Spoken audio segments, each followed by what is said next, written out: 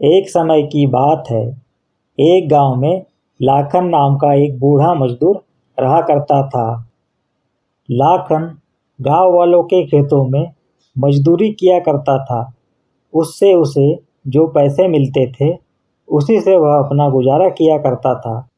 ऐसे ही समय बीतता रहा। एक दिन लाखन से मिलने उसका पुराना मित्र श्याम शहर से आता है। आओ आओ श्याम, बहुत समय बाद गांव में आए हो। कहो कैसे आना हुआ? पड़ोस के गांव में कुछ गाय खरीदने आया था। तुमसे मिलने का मन किया तो चला आया। अच्छा किया श्याम, बहुत समय हो गया तुमसे मिले हुए। दोनों के बीच पुरानी बातें होती है। अगले दिन श्याम लखन से शहर जाने की बात कहता है। लखन, मैं अब शहर के लिए निकलता हूँ। कुछ समय और रुक जाते तो मुझे बहुत ही अच्छा लगता। लखन, मेरा डेयरी का काम शहर में कोई देखने वाला नहीं है। गांव में मैं डेयरी के लिए ही गाय खरीदने आया था। ठीक है, अगर ऐसी बात है तो मैं तुम्हें नहीं रोकूंगा। लखन, मैं तुम्हें शहर लेकर जाना चाहता हूँ। तुम मेरे साथ शहर चलो। अब तुम बूढ़े हो चले हो। अब तुमसे मजदूरी का काम भी नहीं हो रहा है। नहीं श्याम, मुझे गांव छोड़ना होता तो मैं कब का छोड़ चुका होता, पर मुझे गांव छोड़कर नहीं जाना है। मैं यहीं पर रहना चाहता हूँ। तुमसे अब मजदूरी का काम नहीं हो पा रहा है, इसीलिए मैंने तुमसे शहर चलने के लिए कहा। पर मैं तुम्हें एक गाय देना चाहता हूँ, जिससे तुम गांव में ही रहकर दूध का व्यापार शुरू कर सको। ऐसा कहकर श्याम शहर के लिए निकल जाता है। अगले दिन श्याम लखन के लिए एक गाय भिजवा देता है। गाय बहुत ही सुंदर थी। यह बात गांव में जब पता चलती है तो गांव के लोग गाय को देखने लखन के यहाँ आते हैं। लखन चाचा, गाय तो बहुत ही सुंदर है। कहाँ से लाए हो आप? मेरे मित्र श्याम ने शहर से भिजवाई है। चाचा, आप इसका दूध गांव वालों को भी दिया करना। हाँ भाई, इतने दूध का मैं अकेला क्या करूँगा भला। लखन गाय की बहुत सेवा करता है और गाय भी उसे अच्छा दूध देती है। अब दूध से लखन को भी अच्छा मुनाफा होता है। एक दिन लखन के पास पड़ोस के गांव से एक लड़का आता है जिसका नाम राकेश होता है। राकेश लखन के पास आता है और कहता है, चाचा जी, मैं पड़ोस के गांव से आया हूँ। मैं बेरोजगार हूँ। मुझे काम की बहुत ही ज़रूरत है। क्या आपके पास कोई काम मिल सकता है?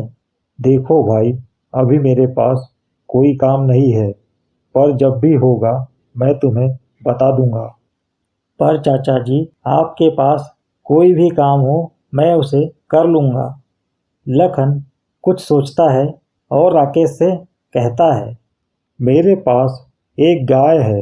मैं उसका दूध गांव में बेचता हूँ। तुम उसकी देखभाल करना और जो पैसे दूध से मिलेंगे उसे हम आधा आधा बांट लेंगे। जी चाचा जी, मैं गाय की अच्छी देखभाल करूँगा। आप बिल्कुल निश्चिंत हो जाइए। लखन राकेश को गाय की देखभाल करने का काम दे देता है। ऐसे ही समय बीतता रहा। राकेश गाय की अच्छी देखभाल करता है। समय के साथ अब गायों की संख्या भी बढ़ने लगी थी।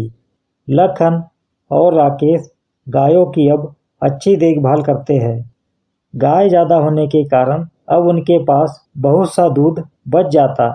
एक दिन लखन राकेश से कहता है, राकेश बेटा, अब हमारे पास बहुत सी गाय हो गई है। अब हमें कुछ और लोगों की आवश्यकता होगी। हाँ चाचा जी, आप सही कह रहे हैं। हमें कुछ और लोगों की आवश्यकता पड़ेगी। हमारे पास अब दूध की मात्रा भी बहुत हो रही है।